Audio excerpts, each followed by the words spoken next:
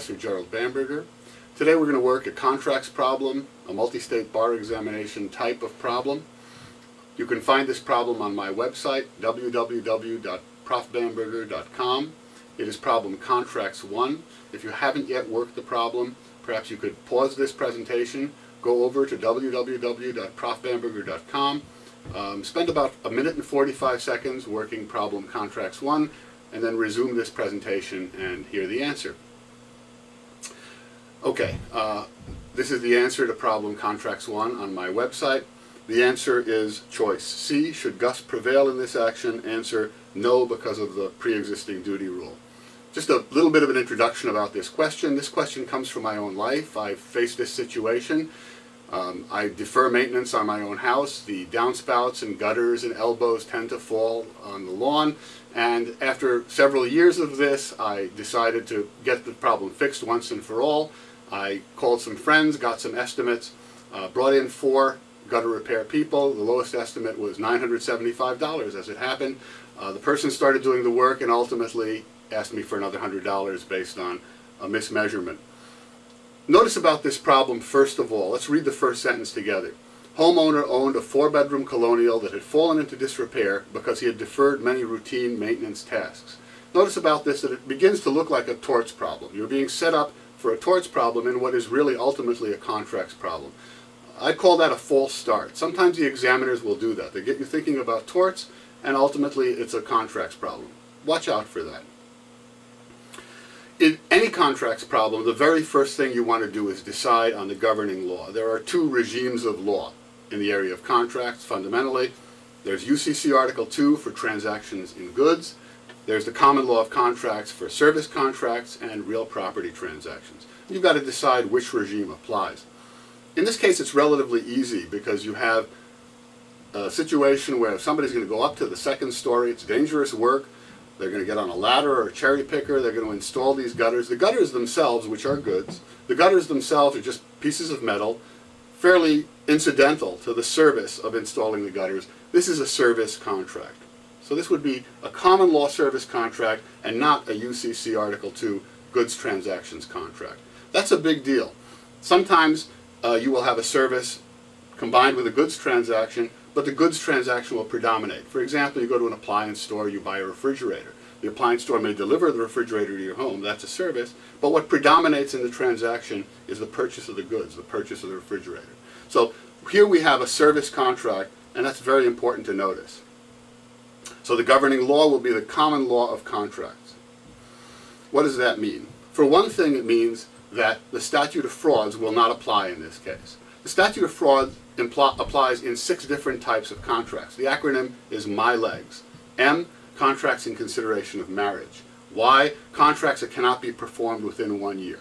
L, land transaction contracts. E, contracts where an executor guarantees payment of the debts of an estate.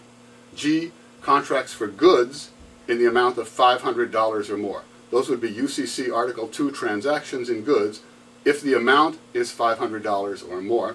And finally, S for suretyship. The important thing to notice here is that even though we have a contract whose value is $500 or more, all 4 bids were over $500.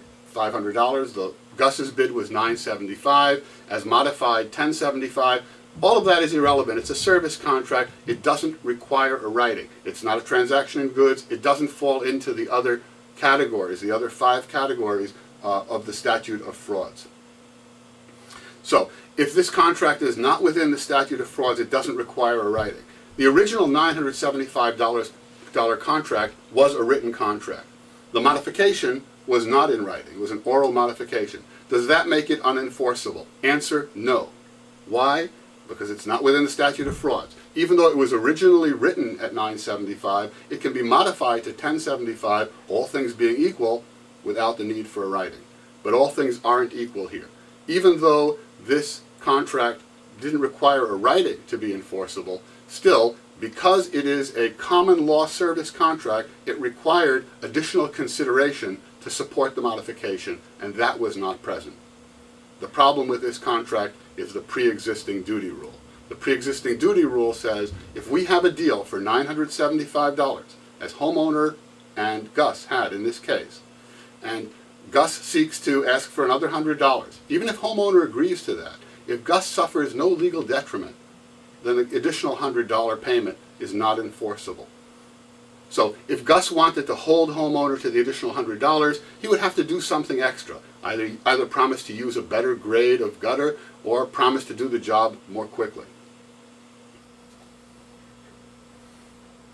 Okay, so let's go over the answer choices. Should Gus prevail in this action? The correct answer, no, because of the pre-existing duty rule. There was an enforceable contract at $975. Gus had a pre-existing duty to perform for $975. No additional consideration for the additional $100. The additional $100 is unenforceable. Let's look at choice B.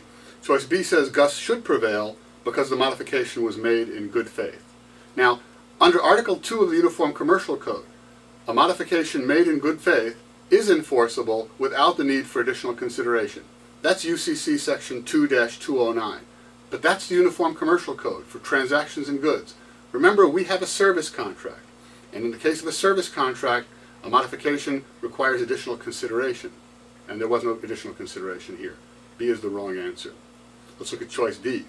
Choice D says Gus should not prevail because the statute of frauds bars enforcement of the modification. A modified contract requires a write-in if the contract as modified falls into the statute of frauds. This contract as modified is not within the statute of frauds. Why? It's a service contract, it's not a transaction in goods, and it doesn't fall into any of the 5 other statute of frauds categories. So the statute of frauds does not bar enforcement of the modification because the contract as modified is not within the statute of frauds. Choice A. Choice A says Gus should prevail because there was no good faith dispute and therefore the payment in full check could not affect an accord and satisfaction.